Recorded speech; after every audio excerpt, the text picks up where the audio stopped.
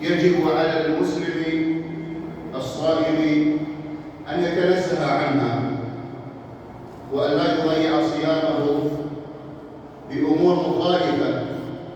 ولذلك النبي عليه الصلاة والسلام قال: رب صائم ليس له من صيامه إلا الجوع والعطش، ورب قائم ليس له من قيامه إلا السهر. ومن هنا ننطلق أيها الإخوة، فصيام هذه الأيام حقيقة صعب، والإنسان يصوم من الصباح إلى المغرب يمنع نفسه من سائر المفطرات، ثم إذا غادر هذه الدنيا يعلم بأن الصيام الذي صامه ليس له حق منه.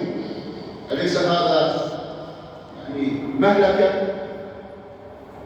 الإنسان يروح إلى الله سبحانه وتعالى يقف ويعلم أنه هو صام، لكن أعماله هذه ترد عليه. السبب في ذلك أسباب كثيرة يا أخواني، وأنا أذكر لكم هذا الحديث. والله هذا الحديث يا أخواني عندما يعني أتذكر به وأذكر نفسي به وأذكر غيري به يقشعر بدني. حديث مرعب. اسمع هذا الحديث. ثوبان رضي الله عنه يروي عن النبي صلى الله عليه وسلم يقول: قال لنا رسول الله صلى الله عليه وسلم: إني لأعلم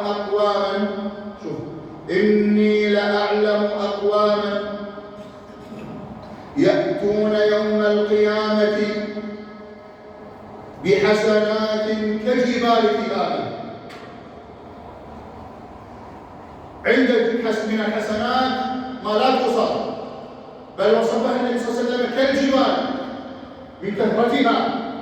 إني لأعلم أقواما يأتون يوم القيامة بحسنات كجبال تهامة يجعلها الله هباء منثورا. كلها ضايعة.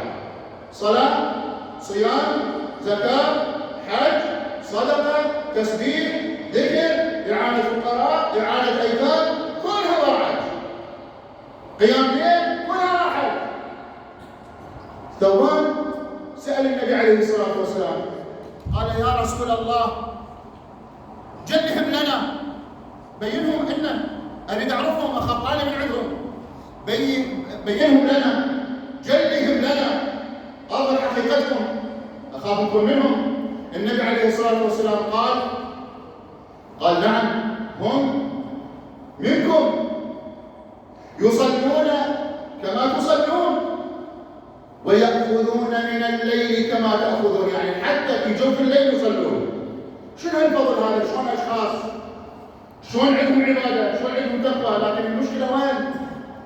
قال: هم من أبناء جلدتكم، يصلون معكم ويأخذون من الليل ما تأخذون، ولكنهم قوم إذا اختلوا بمحارم الله انتهكوها. اللي بينه وبين الله سبحانه وتعالى يظن في نفسه أنه هذا سر، لا يدري به أبويا ولا يدري به أخويا ولا يدري به المجتمع، كل ما يدري به. بس أنا قاعد وحدي، ما حد يطلع علي فيذنب. هذا الذنب شنو شرطه؟ هذا من المحبطات، من المضيعات للأجر، من المهلكات الحسنات. فالإنسان يروح يوم القيامة بحسنات كالجبال وكلها تجعل هباء منثورا.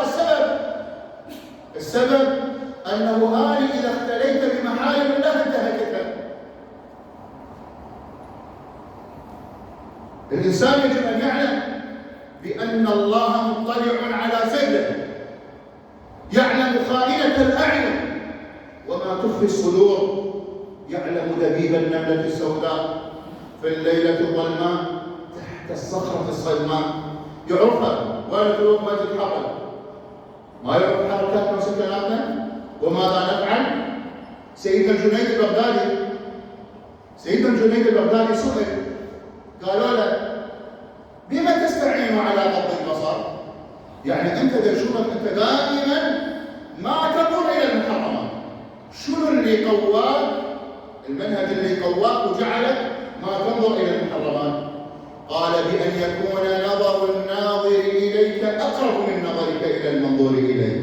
يعني أنا قبل ما أشوف أبو عيسى، قبل ما أشوفه لازم أعرف بأنه الله سبحانه وتعالى اطلع عليه وشافني. قبل ما أشوف المحرمات أقول الله سبحانه وتعالى مطلع علي في هذه اللحظة، فاستغفر الله،